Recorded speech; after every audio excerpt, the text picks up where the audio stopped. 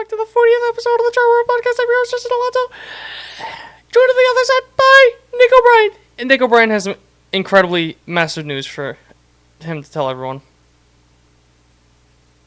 Do I? He can drink legally! Oh, Happy yeah, birthday to you! Happy birthday to you! That's it. That's all you got. Thank you, Justin. Oh, wait. Thank you, old chap. Top of the morning! Top of the morning to you. We're recording in the morning. I'm gutted! I'm gutted that the Mets only played 2 games in London. Yes, it is Nicholas O'Brien's 21st birthday. Congratulations, Nicholas O'Brien. Thank you, Justin. I never said anything because I forgot. Love the City Connect hat. I think it was the best part of the jerseys. Because they actually used the subway. My godfather.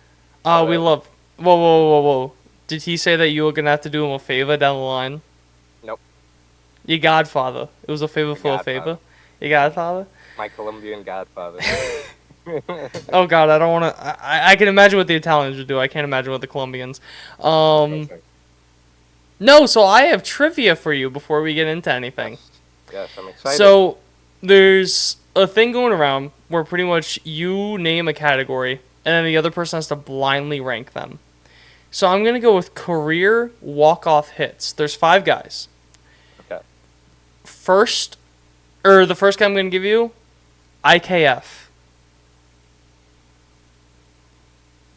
4. Mike Trout. 5. Rougned Odor.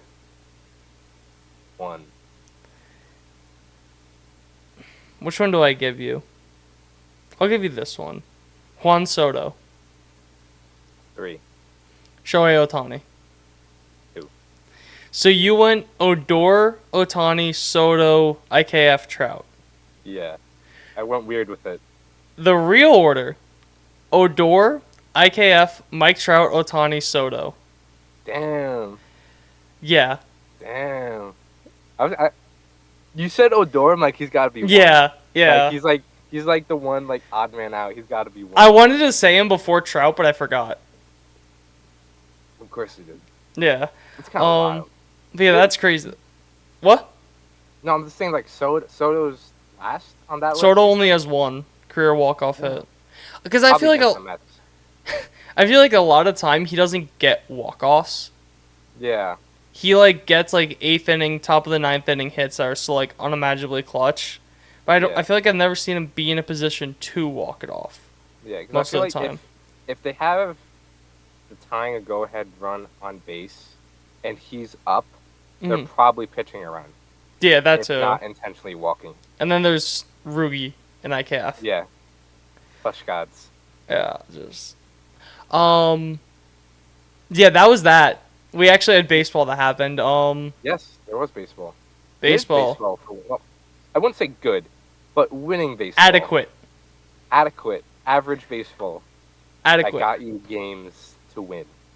Yeah. And you know what? Might as well just go right into that. Yeah. Let's go. Into Queens.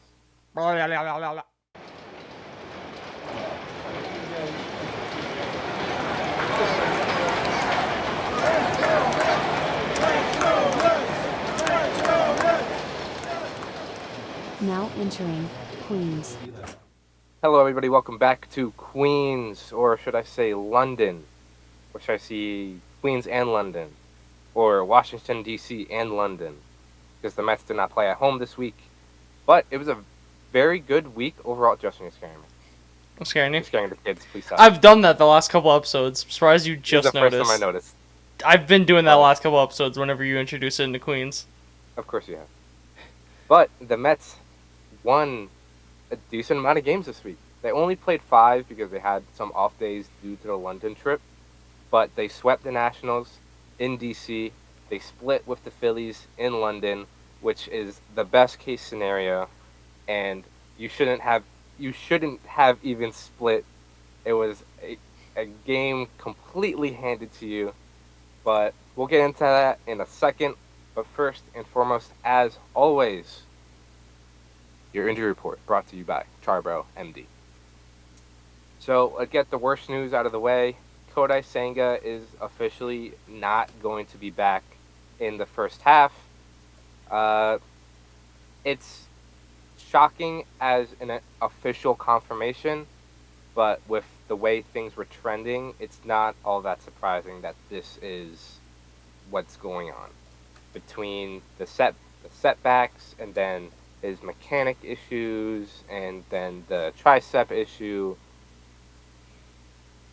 Late May, early June was always going to be a long shot, best case scenario, but because of those setbacks, it's just not possible.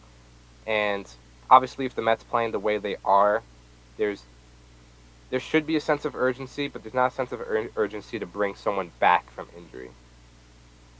So obviously, it's upsetting for Senga that he's not going to be back in the first half, but hopefully we'll see him in the second half where the Mets are still in it and he can still contribute in some capacity. Especially when you consider, too, the way his opt-out works, where we've gone more like into it, where I forget how it works exactly, but how he pretty much gets more money if he messes up his elbow.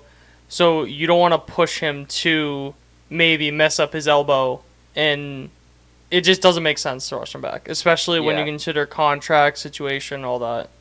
Right, yeah. It was a vesting option if I think it was like 3 months in the IL for an elbow issue. Yeah. There's a vesting option for a 6th year on that deal. But the other point of the contract is if he doesn't pitch 400 innings by the opt-out, which is at the end of next year, he won't be able to opt out. So, like we mentioned, I think it was like 2 weeks ago, it's unfortunate to look at it this way, but it could work in the Mets' favor. Definitely. Keeping Senga those extra 2 years if he doesn't pitch enough the next year and a half. Yeah. But moving on to Francisco Alvarez, he will be eligible to come off the IL on Tuesday. He caught the entire game in High A at Brooklyn on Sunday, so caught 9 innings.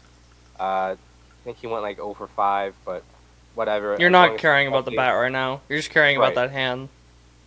As long as he's healthy, that hand is good. He can catch, he can throw. Perfect. So yeah, he's eligible Tuesday.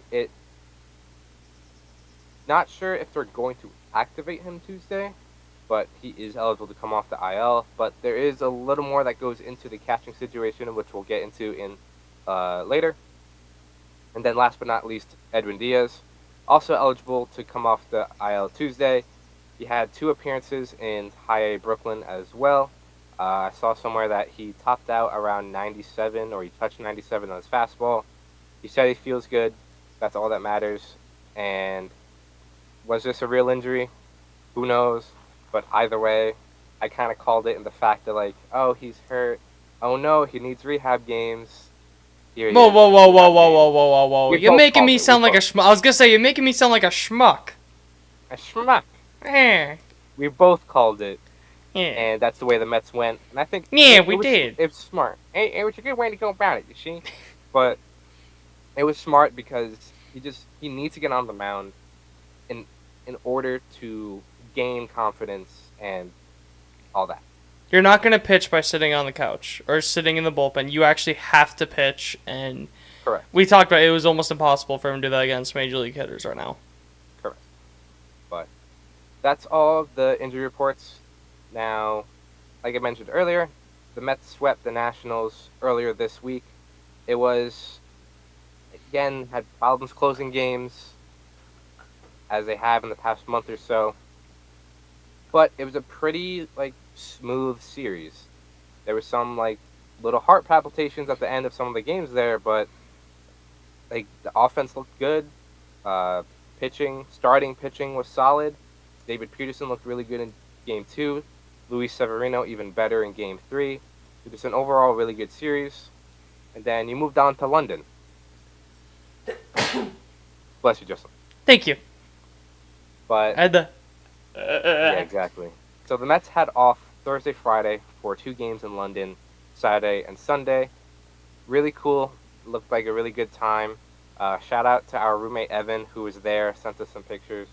So, Evan, thanks. Hope you had fun. Thanks, Bubba. Yeah. It looked cool, looked fun.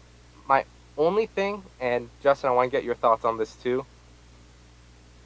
I don't know who's in charge of it. I don't know if it's the Phillies, the Mets, Major League Baseball as a whole. There was a lot of like Philly marketing, and I feel like the Mets kind of took a backseat. And I understand that the Phillies are obviously the better team. There's no denouncing that. But the Philly fanatic was everywhere.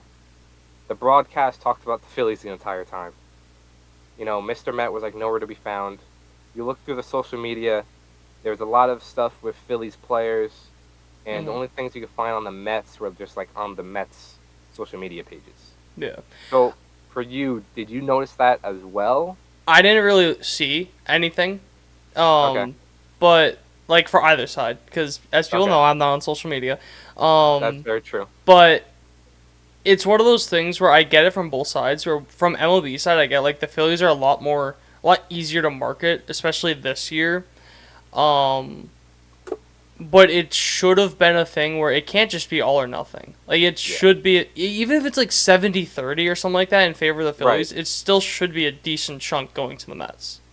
Yeah, like I saw the Fanatic was all over Instagram. He was all over the broadcast. And then Mr. Met had like a picture. Because, correct me if I'm wrong, but for the Cardinals and the Cubs, when they played a couple years ago, and when the Yankees Red Sox, I don't need you to correct me, but they marketed the rivalry. They didn't necessarily market the teams themselves. Like, yeah, obviously they're going to market the Yankees, they're going to market the Red Sox, but they more so marketed the two rivalries, probably two of the best rivalries in sports, or longest-lasting rivalries in sports. So, I don't think it was...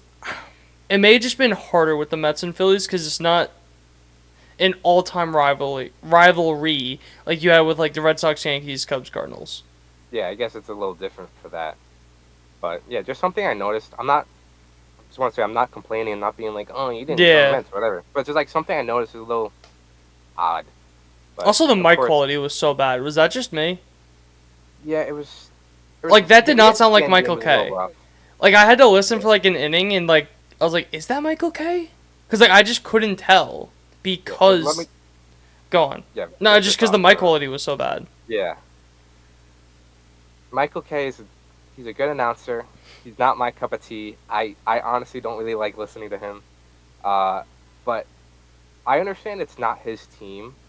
But the amount of mistakes that he made on that ESPN broadcast is pretty rough. He called Jeff McNeil O'Neal. He talked about DJ Stewart up to bat when Bader was batting. He messed up so much. That's a bad one. No, that's a bad one. Yeah, like with Bader being a Yankee. Bader pinched hit for DJ, but he still called Bader DJ a few times. Maybe I just misheard and they were talking about the pinch hit. But up until that last play of the second game, it was kind of a snooze fest in the broadcast for me. But speaking of the second game, I just want to say one thing really quick. I don't think he's a national TV broadcaster.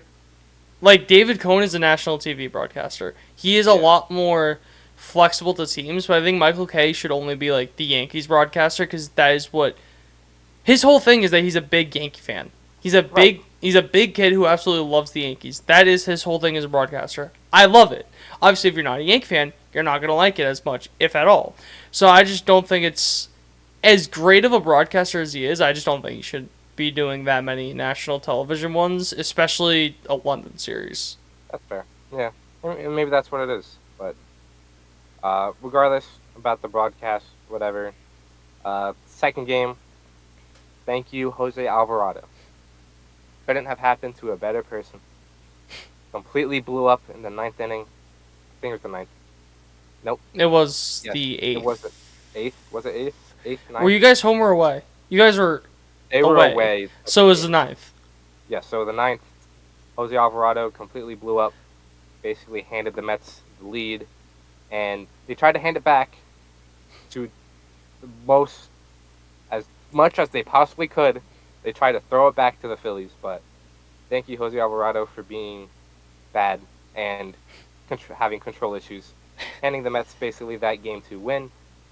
But speaking of the Game 2 win, just a huge shout-out to Luis Torrens for that insane play to end the game.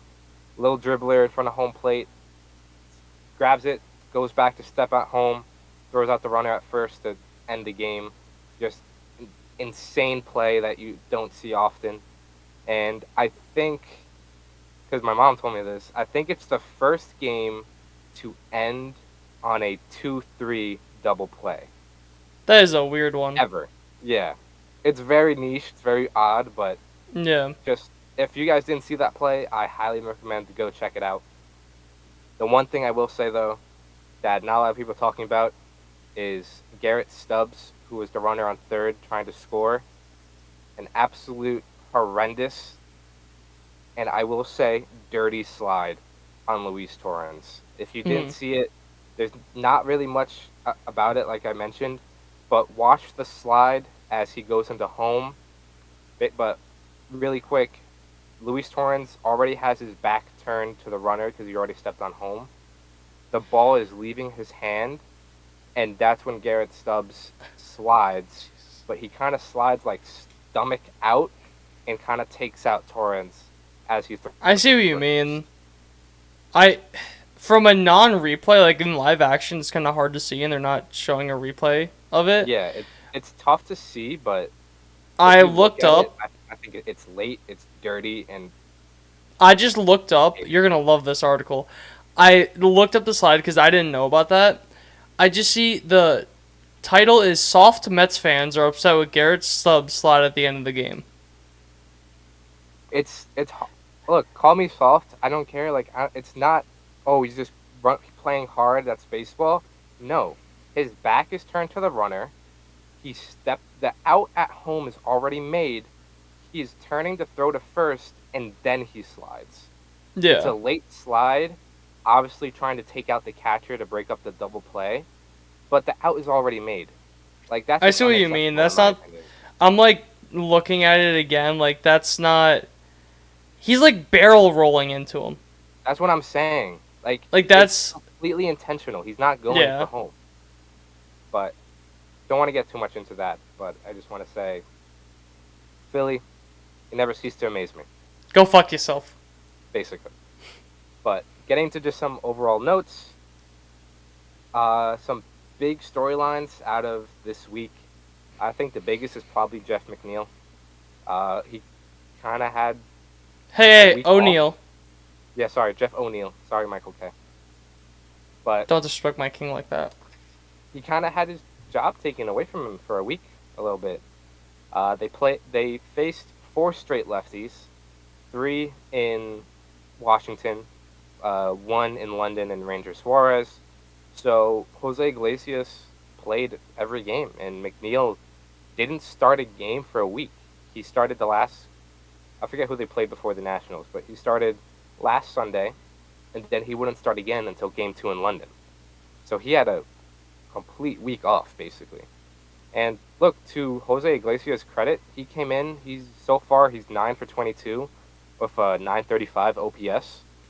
So he's doing his job. McNeil obviously has been struggling. But, yeah, so McNeil got a week off. Mendoza kept kind of preaching that, McNeil is our second baseman. We just want to get him right. He cited that he's hitting too many fly balls with too many pop-ups, which I will agree there. He definitely is. McNeil is a line drive hitter. He's a contact guy. You don't really want him to hit the ball in the air because he doesn't have much pop. Yeah. So if he hits in the air, it's not really going far. Like, yeah, he's going to run into 10, maybe 12 home runs a year, but consistently, you don't want him to do that. Yeah, you're just hoping for bloops, and that's not consistent. That's not a reliable thing.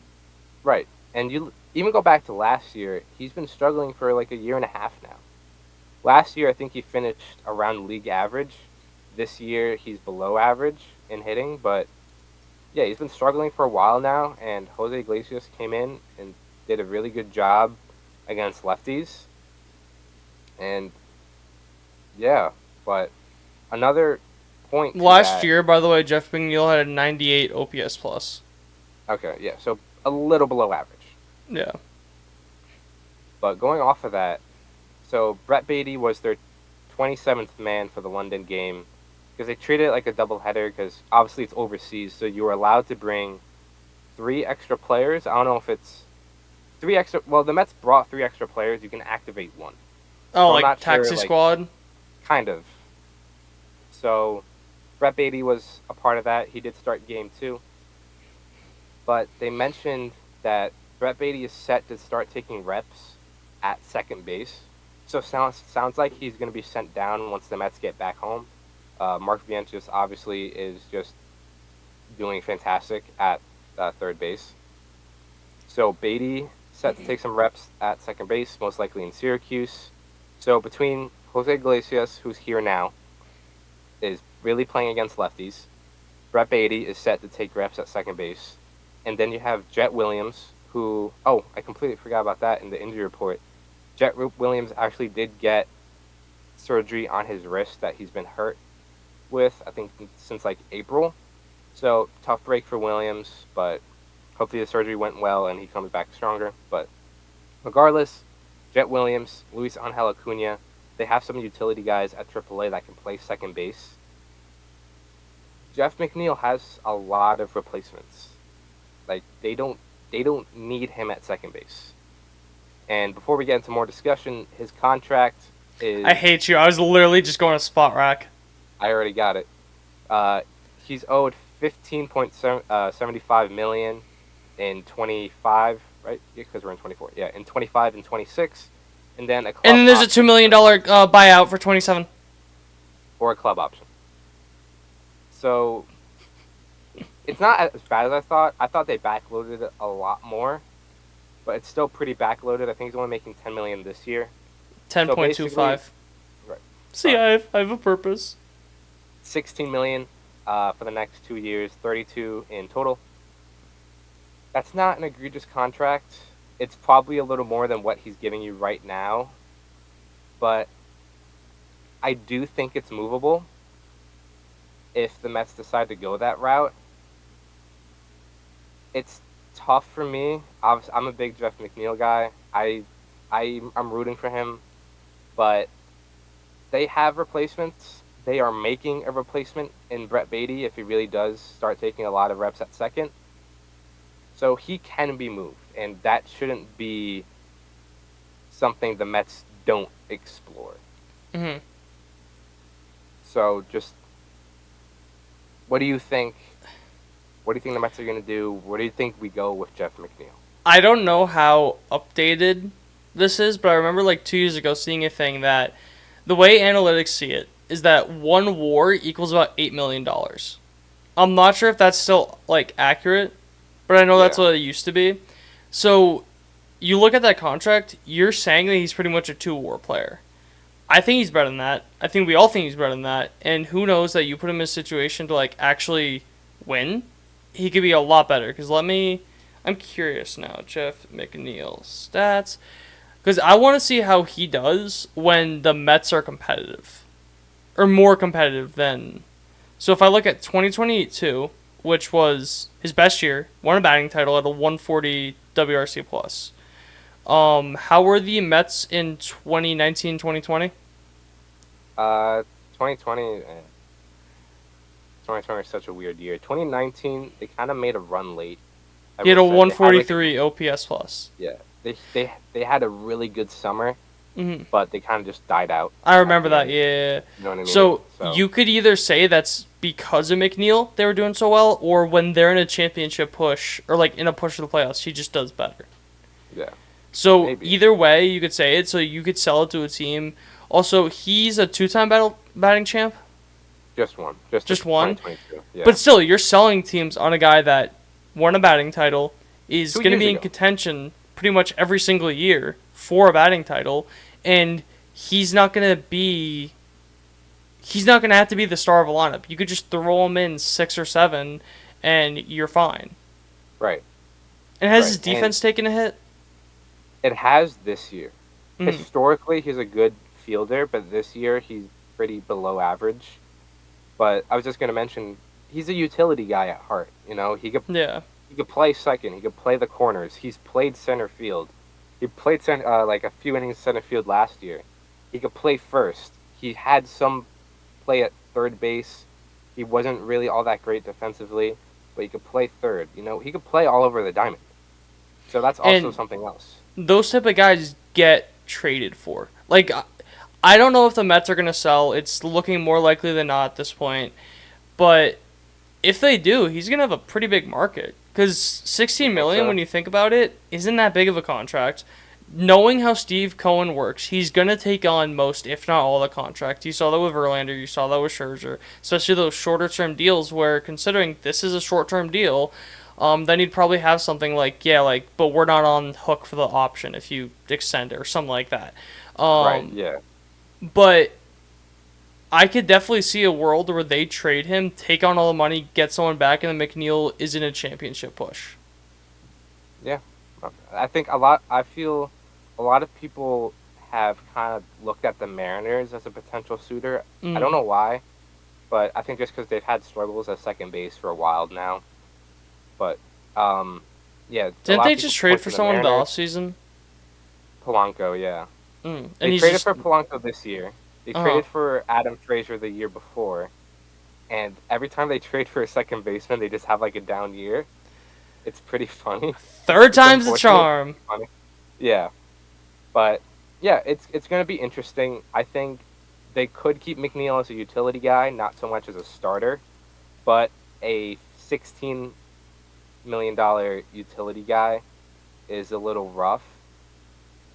Especially if you want time for prospects to get more playing time. Jeff McNeil has a .333 batting average with 8 hits, a home run, 4 RBIs, and 3 runs scored versus the Mariners in his career. Same. In 6 games. Yeah, exactly. But it's definitely going to be interesting. I, for one, don't want to see him go, but I completely understand if it happens. Because, like I said, there's replacements. They don't need Jeff McNeil. But he had a good game Sunday, 2 for 4, setting the table at the bottom of the lineup. If that's who he can be, fantastic. If that's just in hopes that he gets some more value so you can then trade him, completely understand it. But Jeff McNeil is definitely a name to watch as the trade deadline approaches, and if not, in the offseason, definitely. Yeah. The next guy I want to talk about is Starling Marte. I don't know if you saw the play. I got a name. I just thought of a name.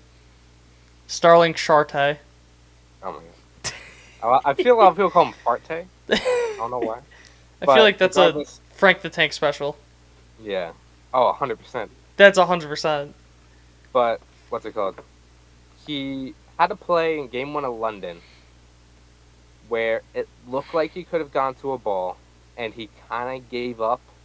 He kind of, like, jogged. Maybe he could have ran a little harder, showed a little more effort. But it dropped in front of him, and it basically led to, like, a 5-run inning. And also, Manaea has to pitch better.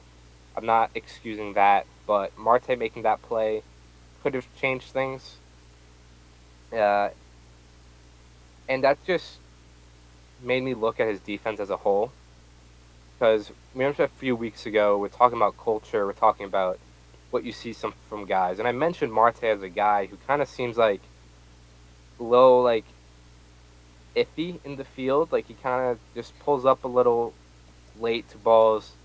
He really doesn't run. He really doesn't, like, it doesn't look like he is running. It doesn't look like he's showing much effort into getting to balls. Mm-hmm. And so I looked at it, and Starling Marte's defense has been god-awful this year, which is not really a surprise. But he is tied for second. Excuse me. This is among all positions. Mm-hmm. He's tied for the second worst fielding run value in all of baseball, which is like StatCast's like just run value for fielding at -7. Tied for second worst in entirety of baseball among all positions, all that. He is the second worst defender among all positions in outs above average at -8. He is the worst right fielder in outs above average in the first percentile.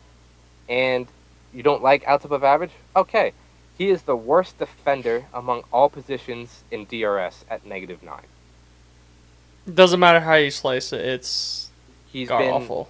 putrid in the field. The only thing he has going for him is his arm. And that's probably the only reason why he's still playing the field. Yeah. Because his arm is fantastic. It grades out as one of the better arms in the outfield. But as you can see by these numbers, his arm doesn't save his defensive metrics. And even then, even if he does, you said the only reason he's in the field is his arm. I'd argue it's because they have nowhere else to play him. You're not going to start him at DH. JD's been pretty damn good, right? Well, but he's been having clutch hits. He's been knocking in runs, which is what Yeah. you signed him to do for. So Right. he's been scoring runs. You're not going to just put that just doesn't. I don't see a world where, unless JD Martinez gets hurt, that they start Starling Marte at DH routinely. Right. And Or unless he gets traded. right. There's nowhere else to play him. He DH'd sometime earlier in the season before JD got here. But you can't hide him in the outfield. Like, it's not one of those things where, like, oh, he can pass by. Like, no, he is costing you runs. Yeah. Defensive runs saved, -9. It's not a 1-for-1 correlation, but is basically giving the other team 9 runs. Mm-hmm. And his offense has been strong. Past 30 games, slashing 287, 348, 426 for a 128 WRC plus. And his underlying metrics are also strong. Has a lot of career highs in a lot of the stats: average exit velocity, barrel rate, expected slug, expected WOBA, stuff like that. A lot of strong underlying metrics, but I'm not sure if the offense outweighs how bad he's been defensively. I know that kind of the way to do it is like through WAR, but I wish there was a better stat that like told you like offense production minus defensive production. Yeah, I think Or WAR something is like- the best you're gonna get. Yeah, to put in perspective, he has a .3 WAR. Right, which And is replaceable. That is literally the definition of. I think that's below replacement.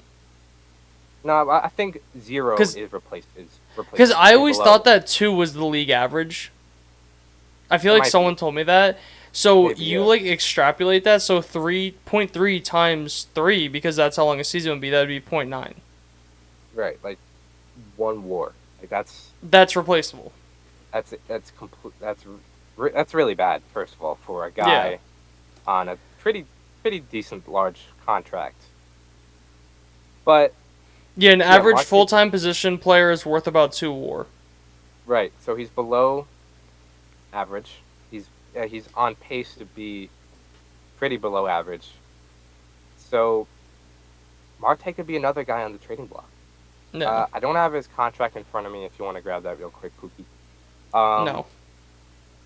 But yeah, the offense I don't think outweighs how bad he's been defensively. He's costing you runs. I wouldn't say he's costing you games solely, but Mhm. it might get to that point. Because he's already at -9 for the season in defensive runs saved, -8 on outs above average. And it's been, what, a third of the season? A little more? Call it a third. Call it a third? Like, he's really bad defensively. And he's been bad since he got on the Mets, but this is another level. 20 million this year, by the way, and 20 million next. Right. Yeah, so a 20 million for an aging outfielder. Who's might be a 35 tough this sell. year, 36 next year. Right, might be a tough sell. And look, when you signed him to that 4-year contract, I think you were looking for 2 good years. You got one in 22, obviously. 23 was a lost year for him.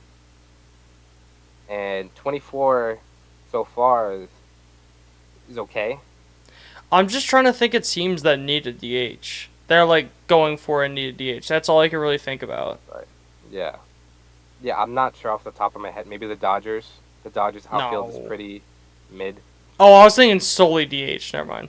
Oh, DH? Yeah. Because Well, I was saying DH Ohtani. I was like, Ohtani, No, I'm saying more so outfield. Yeah. But obviously the defense is going to be a tough sell. That's why I was thinking only DH. More DH, yeah. But he could also be a guy, I think, on the trading block, and he probably should be.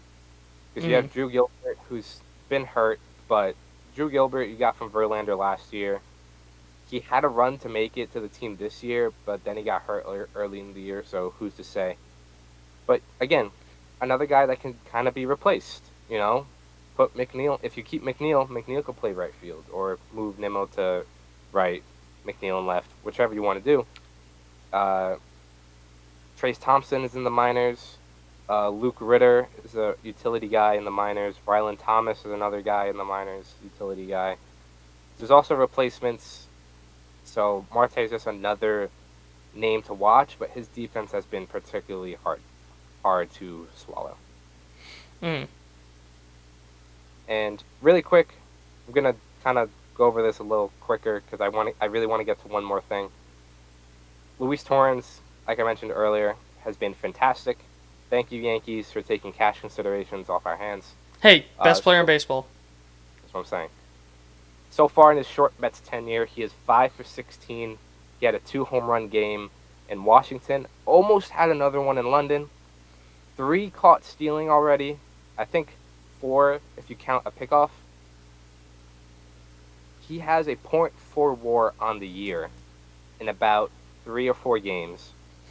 Tomas Nido is at .5. That's higher than Marte. Yeah, which goes to show how bad Marte has been. But Tomas Nido is at .5. Luis Torrens is already at .4. When the Mets first traded for him, I thought it was going to be a quick stopgap for Alvarez. Thanks for stopping by, see what you can get. But he's making this a lot harder of a decision than it might have looked like. Luis Torrens has a argument to stay over Tomas Nido. Mm-hmm. Obviously, very short sample size. But I'm going to be really interested to see what the Mets do. Because I don't think Nido has any options. He's under contract, I think, only this year. So whether you tried to trade for him or something. Tomas Nido does not have any options. Yeah, so you can't option him. You're going to have to trade him or DFA him. And I think Nido's a guy you want in the organization.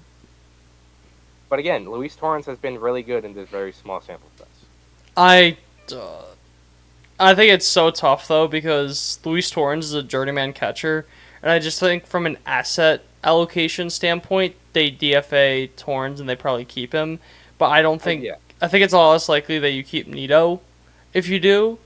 So it's one of those tough things that I just think from a pure asset allocation, especially with how long Nido's been there, you know Nido, so I don't see them really setting him down. No, I agree. I think more likely than not Nido stays, Torrens go, but it's more of a discussion than people might think. And then quickly, the last thing I want to talk about is just the offense as a whole. Since Lindor has been placed at leadoff, and that's kind of like the lineup they've been going with, so that's since May 18th, the Mets are tied for first in Team WRC Plus since Lindor leadoff, or leadoff Lindor as they will call it, at 127. They are third in hard hit percentage, second in barrel percentage, and a lot of the players are having good months since May 18th. Starling Marte, of course, leads the Team WRC Plus with 198. Mark Vientos, 180. Lindor, 169. Pete, 154. JD Martinez, 116. Harrison Bader, 114. Tomas Nido, 113. Brandon Nimmo, 97. Jeff McNeil, 80. And one person I want to point out there is Brandon Nimmo. Lindor has been great leadoff. Pete has been all right. Still hasn't really got going, I don't feel like. I don't think he's really having a Pete Alonso year just yet. But Nimmo is really struggling in that third spot. That's what they kind of flipped Lindor and Nimmo, really. So Nimmo's been hitting a lot of third, and he's really struggling. Since that change, he has only a 97 WRC plus, and he is striking out a ton. Since then, he has a 34.6% K percentage, or strikeout percentage, versus a career 22.3. He is walking only 7.4% of the time, compared to his career 13% of the time. and he has almost at 5 times as many strikeouts as walks. So he's really struggling there. I think he's just kind of pressing because being in that third spot, more of an RBI guy, more of a middle of the order bat type guy now. I think he's kind of just going away from what got him there a little bit. I think he's just trying to hit the home run, trying to drive guys in, but he's always been a leadoff guy, and to move him out of that spot is tough, I'm sure. But Lindor has been great at leadoff, so you can't move him. Maybe you could flip him and Pete, but yeah, Nimmo's been really struggling, and he's the one guy that I've pointed out that maybe if he really gets going, the offense can take another step forward. Mm-hmm. Yeah, that's definitely a thing of he was almost a catalyst in years past, where I think when he had his best year, the Mets offense was at its best in 2022. I feel like he was a huge part of it. Because, correct me if I'm wrong, not that he had a bad year, but Alonso didn't have the best year of his career. He had a really good year, but yeah. Wasn't it the third best year of his career? I would still say his rookie year is probably his best. Or I don't know. His rookie year is definitely the best. But yeah, Alonso wasn't, let's just say Alonso wasn't his best. He was really good, but I feel like Nimmo was kind of that catalyst to help. Yeah, definitely. He was also kind of a guy that... Wow, Fangraphs updated. Sorry. Very nice. Sorry. But yeah, Nimmo is more of... He's been more of a table setter guy, like you said, a catalyst type of guy. And now you're looking at him to be a middle of the order guy. So it's tough. But really quick, his rookie year is technically his best year if you look at WRC+. 2022 is a close second. Okay. 2019, he had a 144 WRC+, 2022, 141. Okay. So it's neck and neck. But regardless, yeah, Nimmo's been struggling. He's the one guy that I think really needs to get going, and then this offense can kind of take that next step. But besides that, the lineup has been good. Starting pitching, not as much. Length is still an issue. Closing games is still an issue. But you're starting off June on the right foot. They are, I think, 5-1 or 5-2, something like that, in June. Well, you're 4-1 from this week. Yeah, 4-1 this week. Let's see. Because I'll just look it up. Just keep talking. But yeah, you're starting off June on the right foot. I think the offense has taken the next step. Nimmo obviously can push it further. It's just the pitching that kind of needs to catch up, especially the back end of the bullpen. And you are 4-3 because the Diamondbacks game that you won was in May. That was in May? Okay. So 4-3. Look, so far 500. But then you also extend that 2 games, and then you're 6-3. You just push that back 2 games, so. Yeah, so let's call it 6-3 for all intents and purposes.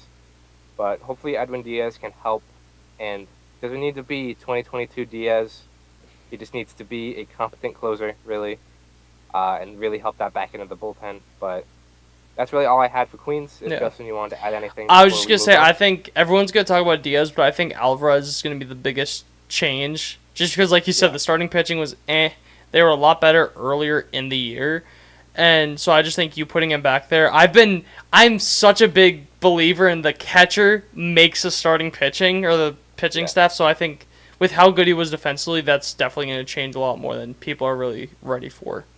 For sure. And hopefully they get him back this week. So things are looking up, but you got to have a good June to really change people's minds. Yeah. But that's all I got. So Justin, if you want to take us away. Into the Bronx!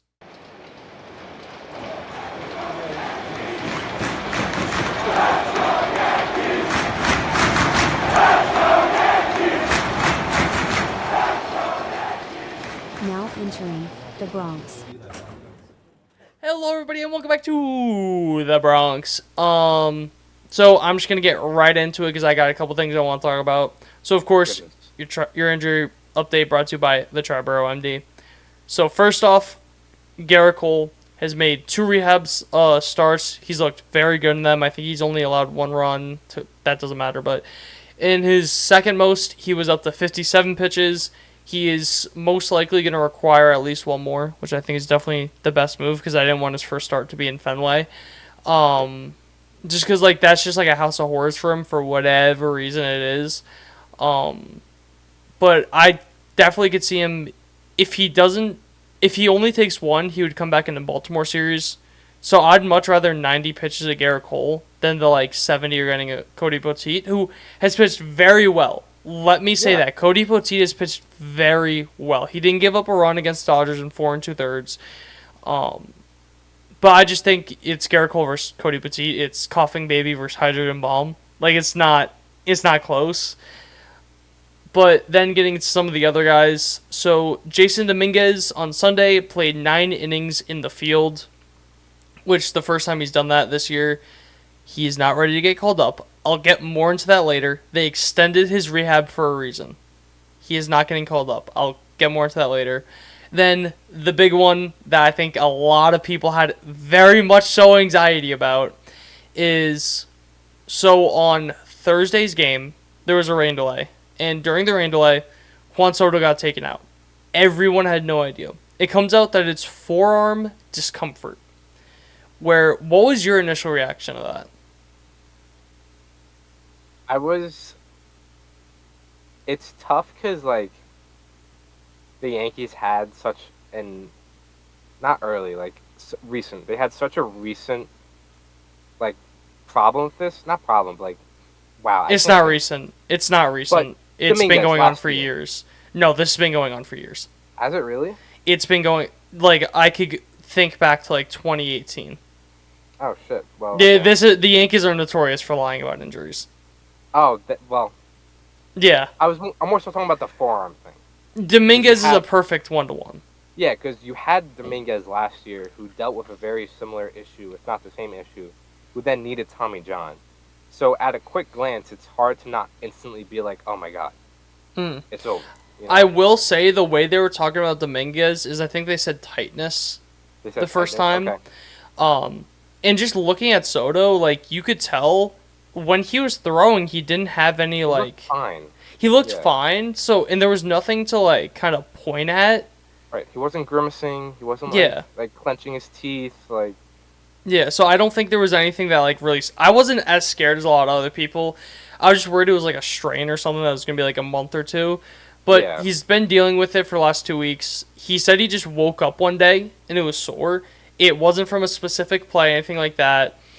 And he's just playing through it. But they didn't want to put him back in because they didn't want to ramp him back up, which is completely fair. Because I feel like sitting for an hour then ramping back up is just asking to get hurt worse. Right. It sucks that it was the Dodgers series that he didn't play in.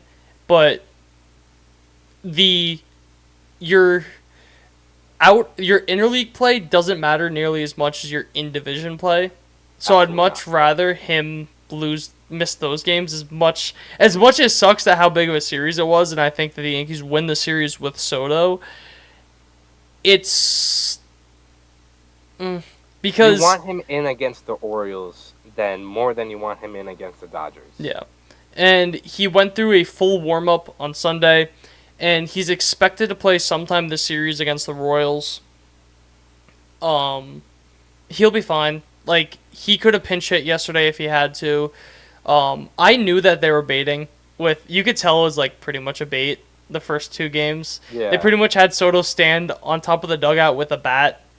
And I also feel like people didn't realize why would he not have a helmet on if he was actually, like, strongly considering going into the game. But that's besides the point. More people, maybe more than the Dodgers, fell for the bait. Yeah. More fans fell for the bait than the Dodgers. Yeah. But that's really it for the injury updates. The most unfortunate news of the weekend happened. Dennis Santana, friend of the podcast, was DFA'd. Ron Marnaccio was called up. It was time. He wasn't pitching well. No. Friend of the podcast. Hopefully he gets a job somewhere else. Hopefully someone claims him. Hopefully Yankees trade him. He posted a few videos. He liked a couple of our. He liked it and retweeted a couple. Of our tweets. Yeah, we are best friends. It's like me and Dustin Pedroia. Speaking of which, I was 5 feet away from Rick Porcello on Friday. Cy Young winner, Rick Cy Porcello? Young Former Met legend, Rick Porcello. Rick Rick Porcello, yeah. Yeah, but into the actual games themselves, I'm literally just going to summarize the Twin series. In 13 innings, they scored 17 runs off Minnesota starters. Pablo Lopez and Chris Paddock were two of those who've been having pretty good years. I know Lopez has been iffy, but I think he just came off a start where he went 7 scoreless. Who still is a pretty good pitcher. But my favorite thing of the weekend, or of that series, is that, so as some people know, John Flaherty, the Yankees announcer, went to my high school. They randomly started playing his high school football highlights. Did they really? At St. Joe's, too. So, you saw the field. Oh, my God. And this was, 20 years ago, and the field's, changed in, the surrounding area. So I was like, wait, that's Joe's! I know that place. I know that. I went there! I got horrible stress fractures in both my legs there. No, but I just thought that was so cool.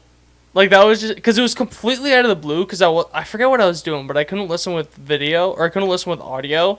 So I was just like, huh? Why is Joe's on my screen? I was like, huh?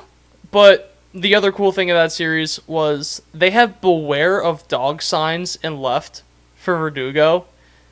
So, because for those that don't know, they call him the Verdu dog and that stuff. So they have a bunch of beware of dog signs, which I think that's so funny. I think that more teams need to do stuff like that, where you have the judges' chambers and really do stuff catered towards the outfielders if they're known for stuff.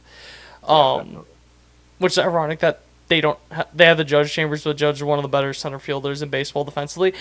Anyways, just move Monument Park. Sorry. Yes, move Monument Park to right field. Why don't we just pick it up and move it over here?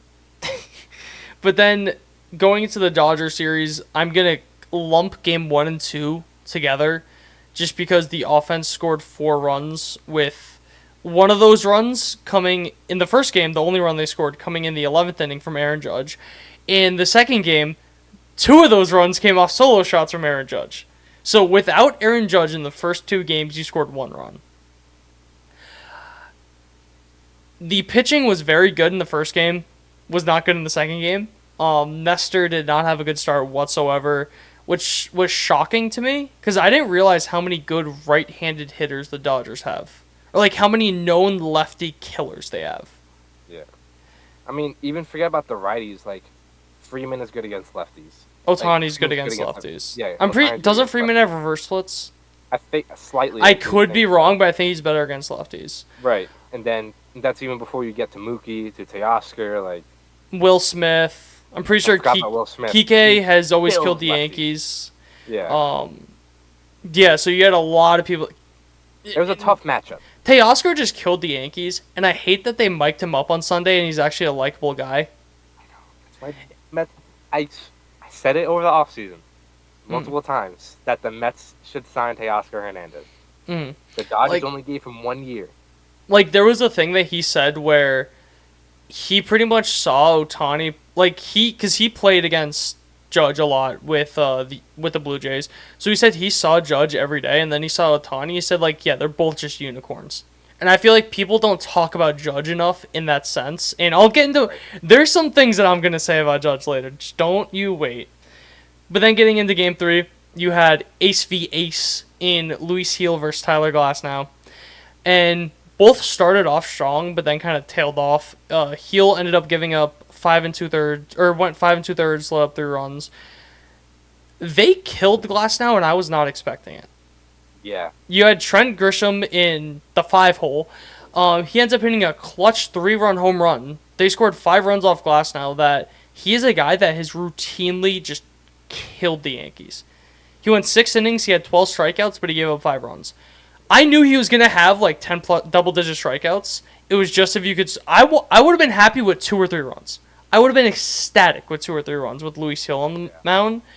You getting 5 was just that. Without Soto, too. Where you've seen this a lot this year, where the Yankees, they will take good pitchers and they will hit them. Yeah. And that was just... Yeah. That's really good to see. You always want your guys to kind of rise above the occasion And, look, it's Sunday Night Baseball, say what you want, but, like, it's a national game. It's against the ace of the Dodgers. Like, seeing guys kind of step up to that challenge is pretty impressive. I'll get more into it later, but the fans were chanting, "We want Soto," as Grisham hit the home run. But I just wanted to touch a little bit on Luis Gil to kind of emphasize how dominant of a stretch he had. Before the Dodgers start, Luis Gil became the first pitcher since 1901 to throw 6 innings with 5 or fewer hits and 1 or fewer runs in 7 straight starts. When Gil gave up back-to-back hits, it was the first time he did this since May 18th, which is 5 starts. It was the first time since April 26th that he gave up 2 or more runs. Jeez. So that's just like a bunch of different kind of things that just kind of emphasize how dominant Luis Gil has been. Right. And still, he was 1 out away from a quality start. Yeah. So, yeah, and just Teoscar Hernandez had that, like, in the 5th inning, or 6th inning, just had that home run. Like I said, he's just been killing the Yankees this series. But then, I'll go into Judge, because this also has to do with the Grisham point. So, since the start of 2022, Aaron Judge has a 198 WRC+. If Judge didn't get hurt last year, he may have put up the best 3-year stretch in baseball history from non-Barry Bonds. Yeah. Because there's like 200 WRC plus is insane. Yeah. And I just wanted to talk about, so everyone knows Aaron Judge got his first career ejection May 4th. May 4th is Star Wars Day. There's a conspiracy theory that pissed off Aaron Judge and he joined the dark side. Yep. Since May 4th, I want you to guess Judge's WRC plus. Higher. I don't even... It doesn't matter what number you're going to say. 325. What the fuck? Is it on the dot? 322. I hate you. Why? Have you seen these numbers or something? Because I feel like you're on the dot every single time. I should be on Prices Right. Dude. Shit. Well, you went over, so you wouldn't have got it. 320. So he has in that span, a 421 batting average, 541 on base, a 1.044 slugging. If that's your OPS, you were one of the best hitters. You were an MVP candidate. You win the MVP if you have a 1.044 OPS. That's his fucking slugging. Insane. He has just some of the other numbers too, where that's with walking 20% of the time. He's which also pretty interesting. Walking 20.5% of the time, striking out 21.9. So call that even. Yeah. For Aaron Judge. Having Aaron Judge have a 1-to-1 walks to strikeouts is absurd. In that span, he has 15 doubles, triple, 18 home runs, 38 runs scored, 41 RBIs. In a little over a month, he has, if I could do that quick math right now, 34 extra base hits. That's an extra base hit a game. I was just going to say, yeah, that's... And then some. And then some, yes. He had 3 home runs. In this Dodger series, because I have this written down somewhere. If I do... Whatever, he was like 7 for 11 in this Dodger series. Which is just absurd.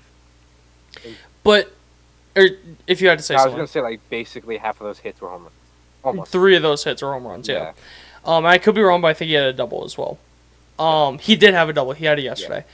So most of the hits are extra base hits, which is... Yeah.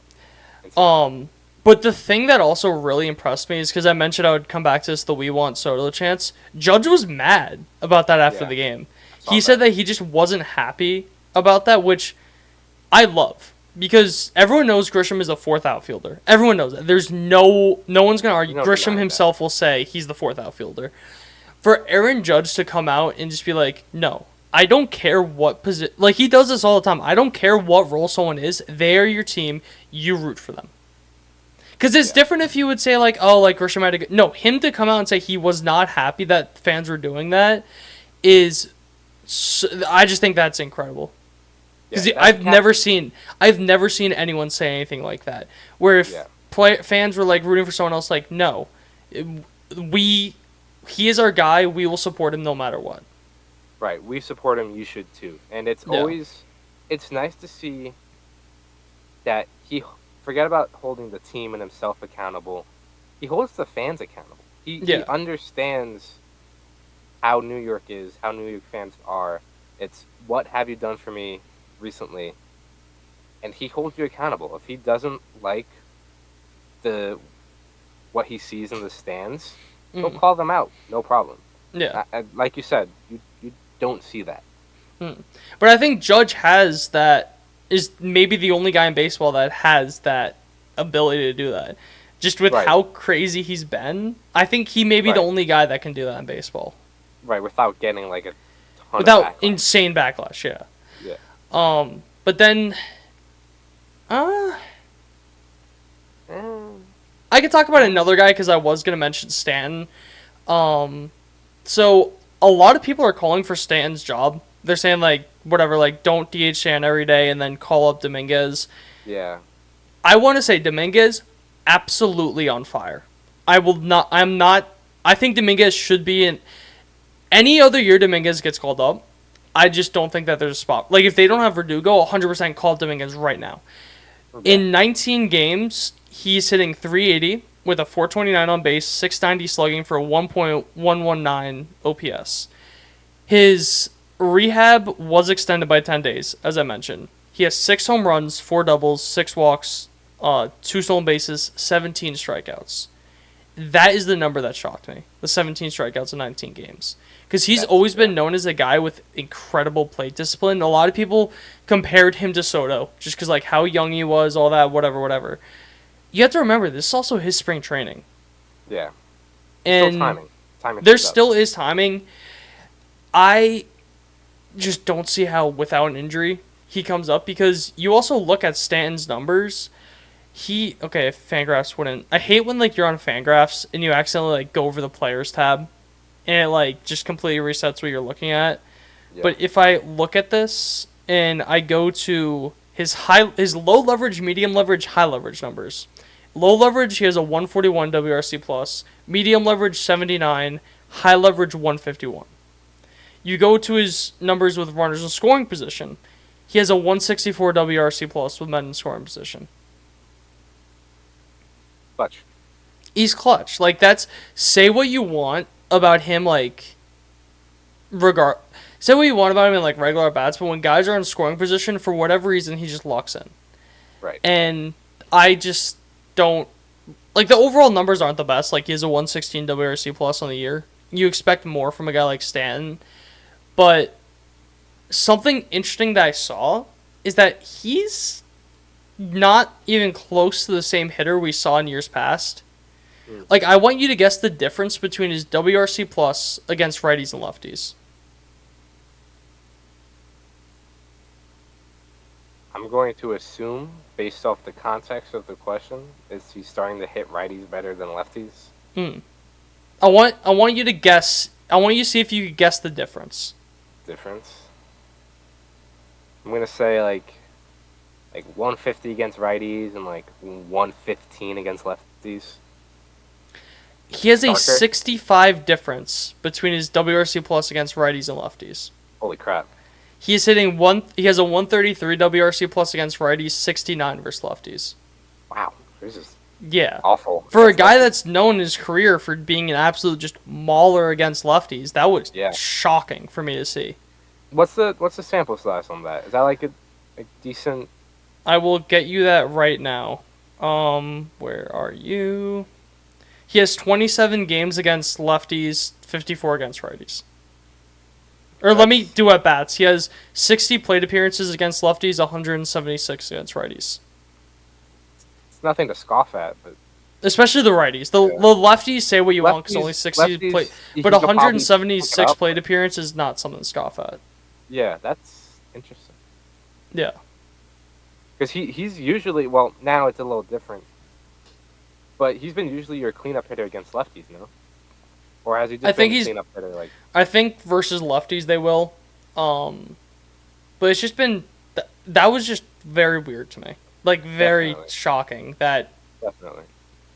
Just, yeah, but don't. I want to stop the discourse for right now with Stan, just because he's been so clutch. When he's not clutch, if he's not hitting in other spots, then I'm open to like talk more about it. Right. But right now, I just don't think that this should even be a discussion. Yeah. Give it a month. We'll circle back. Yeah. Then I just want to. This I'm not going to go in depth on, but it like shocked me. In their first 4 years of their contract extension with the Yankees, or for Ellsbury be first one, Ellsbury's played 100 more games than DJ LeMahieu.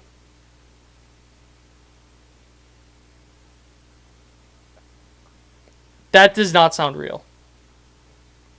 I'm not going to get too in depth about that because there's someone else, two other guys I really want to talk about. And Anthony Rizzo. Let me just preface this by saying I'm not calling for his job. I don't think anything's going to happen for him because you look back at 2022. The Yankees were off to a historic start. I think the thing that changed the Yankees is when they just traded Montgomery out of nowhere. And they literally said that they were dejected when that happened. They went like 2-12 in their next 14 games or something like horrible after that. That he was so loved in that clubhouse. Rizzo is so loved, just as much, if not more, loved in that clubhouse. I think that would be a huge mistake to like DFA him, trade him, whatever. I don't think he comes back next year, but in the middle of the season, I just don't think you can. Yeah. If it's any other guy, he gets DFA'd in the week, I think. Yeah. But 'Cause- like you said, he's such an important clubhouse guy. You need to write it out. Mhm. You got to find a spot for him on that roster and keep him around. Exactly. But then even going into the numbers are god-awful.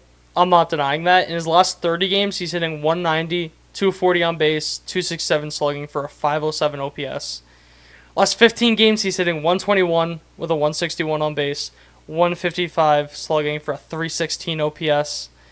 Last 7 games, he's hitting .034 with a .067 on base, .069 slugging, a 137 OPS. Jesus. Yeah. That is... That's To sum it awful. up, last Awful. 30 games, 507 OPS. Last 15, 316. Last 7, 137. That's awful. That is god-awful. If he wasn't such an important guy to that clubhouse, he's gone yesterday. Yeah. I think. Like, there was another thing I saw that Jose Abreu was, in the last year, or since like June, whatever, 1st of last year, Jose Abreu, who's currently, I'm not sure if he's still in the minors, but I know he went to the minors. They called him back up like a week. I don't know if he's Okay. still- He has better numbers than Rizzo. And everyone talks about how god-awful that contract was. I mean, since you brought it up, do you think maybe they try to explore like what they did with Abreu with Rizzo?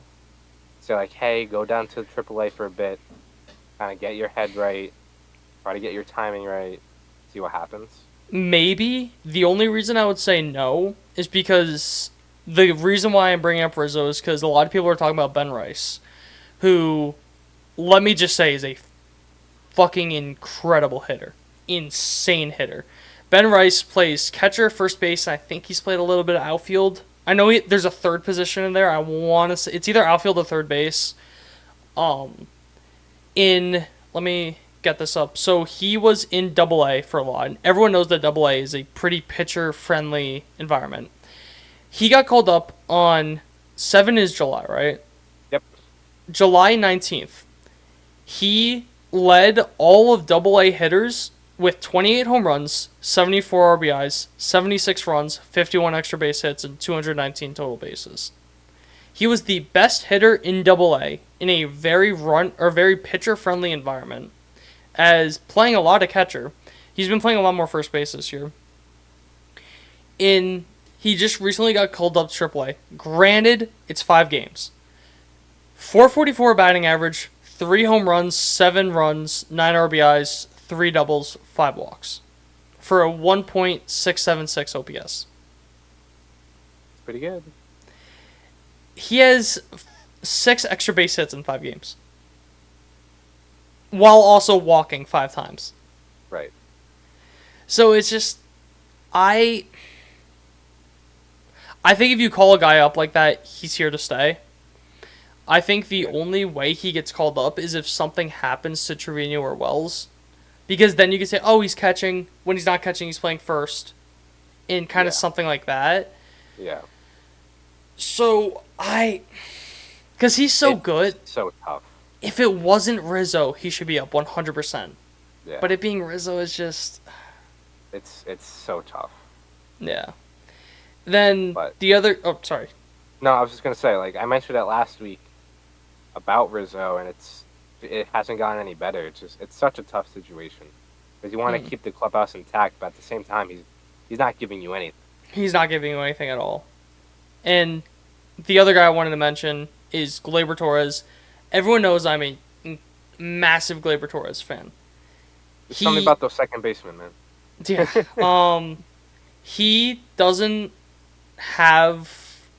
I know errors aren't, like... They're kind of a weird stat, but I think for him, they kind of make sense just because of how, like... just with the type of player he is. He leads second base in errors. He has some just egregious ones. I'm pretty sure he's, like, fourth most errors in baseball or something like that. He hasn't been hitting well. If you look at Fangraphs, he is hitting 230 on the year, 304 on base, 336 slugging, a 288 weighted on base. So this says that his on base should be lower than it is, an 88 WRC plus. And that's in 67 games, by the way. He's played every single game. So I don't know what you do with him. Yeah. I mean, I thought he was doing better as of late. He was doing better as of late, but I just more so wanted to talk about because of how bad the defense has been.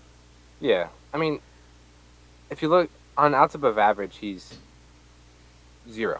Goose egg. Like, he's 57th percentile. But he also was like 80th percentile earlier in the year. Right. Yeah, he's another tough situation because he's another guy that you know what he's capable of. Look, he put up an 800 OPS year last year. Mm-hmm. But he was their second best hitter. Right. Look, at the end of the year, he's probably gone. I want to say. Definitely, you can't afford. They can't afford him.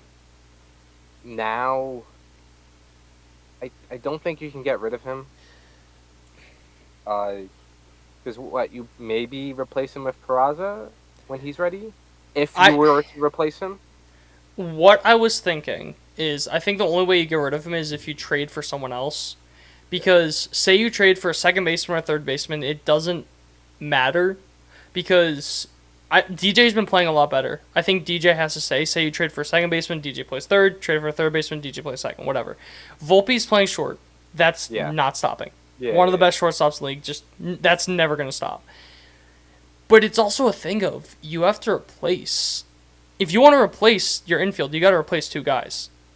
You got to replace DJ and you got to replace Rizzo. Rizzo, I think, is a lot easier to solve. You just call it Ben Rice.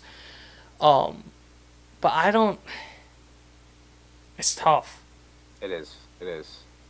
I truly think they ride it out with Torres. Mm-hmm. I think come trade deadline, they'd rather trade for a third baseman than second baseman. But then who do you get rid of? How many years does DJ have left? I think he has 2 more after this year. I'll double check that. Look, Torres has at least been healthy. And you know where he should be at, his potential. I mean, a lot of the underlying numbers say there's no turnaround in the foreseeable future. Let me just say this really quick. This year, then 2 more for DJ. DJ is currently 35. Will be playing until he's 37 on this contract. Yeah. Yikes. But DJ, he's not getting any younger. He's consistently hurt, whether it's his fault or just freak accidents. I think you need a third baseman rather than second base, because I do think at the end of the year, Torres is going to have, because he just got off to such a bad start, he's going to have an about average year. Mm-hmm. Which is he's bound to turn it around. For me, it's just the defense that is just like so tough. Like DJ and what is that? He only has 39 plate appearances, so call that, what, 10 games? Maybe a little less. He already has 2 outs above average. Right. Yeah. So, you know what I mean? It's just like a thing of... Do you value the defense? Do you value offense? Do you think Soto and Judge, Stan can carry you? I think it's almost a Marte thing, though. Where Glaber's not hitting nearly as well as Marte. Yeah. Granted, he's been the Marte at second base. Right. With a lot worse hitting numbers. So it's a thing of like, can you, especially second base is such an important defensive position, or pretty important defensive position, so it's like, I really want him to turn around, but I don't know if he can. Defensively, you mean? Or just both? Kind of, just like offense, he's starting to turn around, but we've seen that he's a very inconsistent hitter, and once he kind of, if he does bad defensively, that kind of transfers over at one point offensively. Like he's one of those guys he can't put it out of sight, out of mind. Yeah. So it's tough. It is it's tough. The Yankees infield needs a lot of work. If you want to really critique the Yankees, it's the infield. You know.